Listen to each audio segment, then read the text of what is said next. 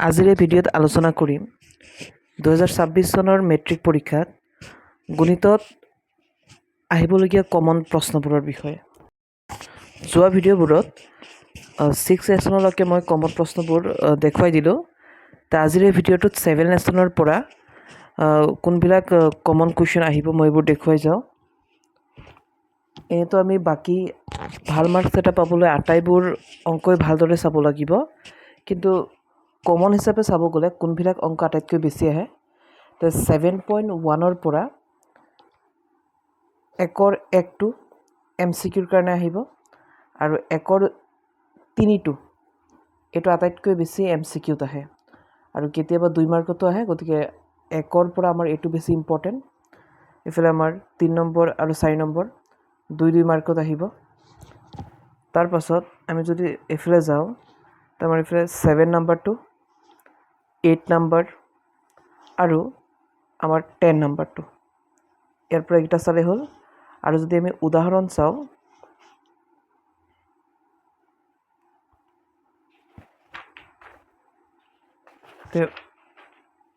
উদাহৰণ আমি 1টো,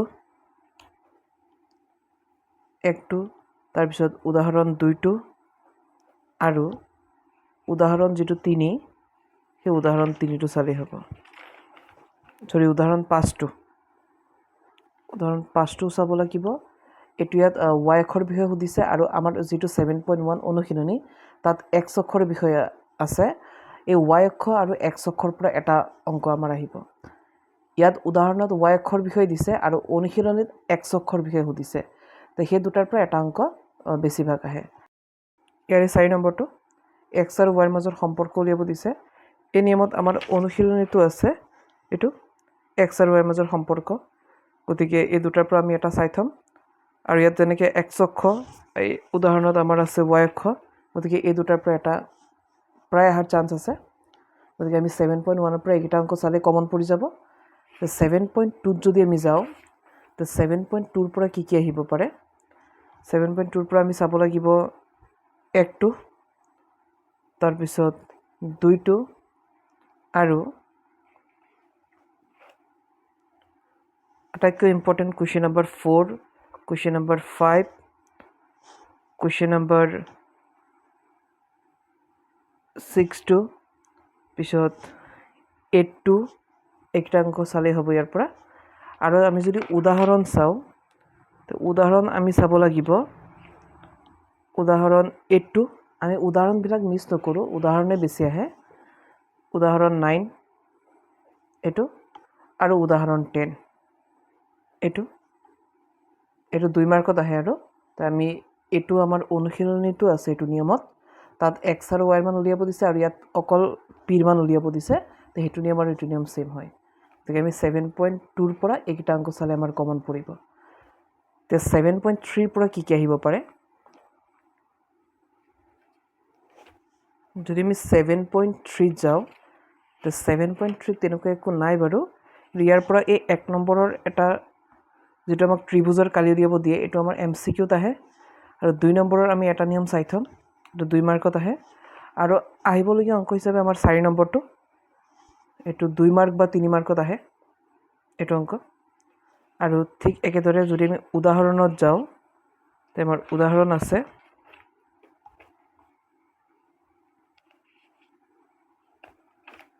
এইকেইটা উদাহৰণ 11 ছেইম ত্ৰিভুজৰ কালি।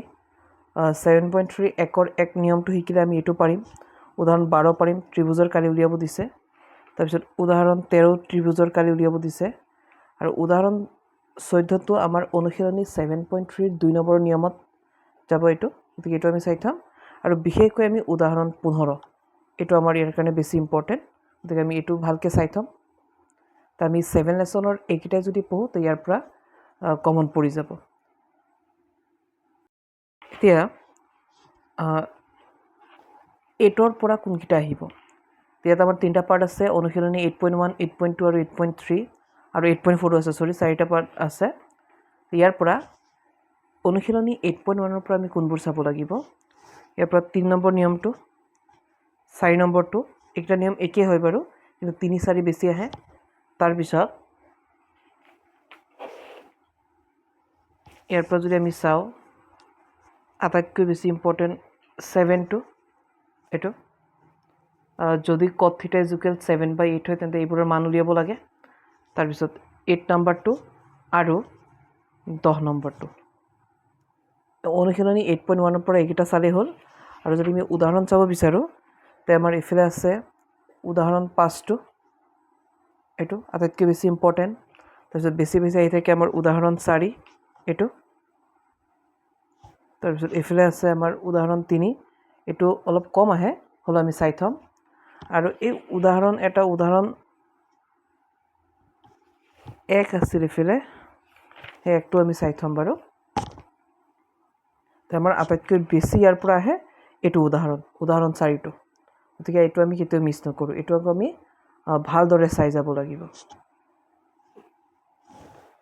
পিছত 8.2 ৰ পৰা কি আহিব পাৰে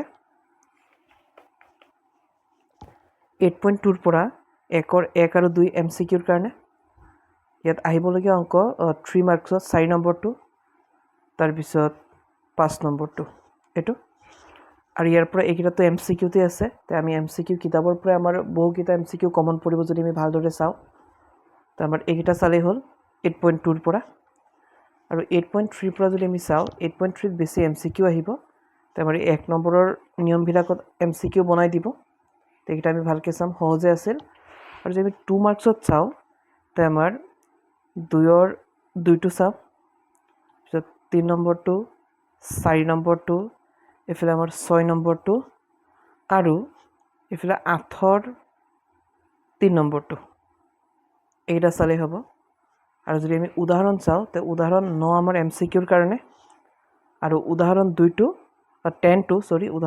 আমাৰ 2 মাৰ্কছৰ কাৰণে এইকেইটা কমন 8.3 ৰ পৰা আৰু 8.4 ৰ পৰা যদি আমি চাওঁ তে অনুশীলনী 8.4 ৰ পৰা কি আহিব পাৰে ইয়াৰ পৰা 4ৰ 1টো এইটো MCQত বহুত কমন এবাৰ ছমহীয়াটো আহিছে অলপ বেলেগ ধৰণে বনাইছে অংকটো গতিকে আমি এই গোটেইকেইটা চাই যাম ইয়াৰ পৰা MCQত কমন পৰিব তাৰ 5ৰ যদি চাওঁ ইয়াৰ পৰা এটা 2 মাৰ্কত আহেই প্ৰত্যেকবাৰ আৰু এইবাৰো আহিব 5ৰ 1টো চাব পাৰোঁ 2টো তাৰপাছত 6 নম্বৰটো 8 নম্বৰটো আৰু ইয়াৰ পৰা আমি চাব লাগিব 3 নম্বৰটো 2 নম্বৰটো আৰু 5 নম্বৰটো এইকেইটা চালে ইয়াৰ পৰা এটা কমন পৰি যায় আৰু কেতিয়াবা অলপ বনাই দিয়ে ইয়াৰ পৰা যেনেকৈ এবাৰ ছমহীয়াত অলপ বনাই দিছিল আৰু আমাৰ উদাহৰণো আছে 2এটা যদি আমি উদাহৰণ চাওঁ তে আমি উদাহৰণ 13 আৰু উদাহৰণ 14 এই দুটা আমি চাই থ'ব পাৰোঁ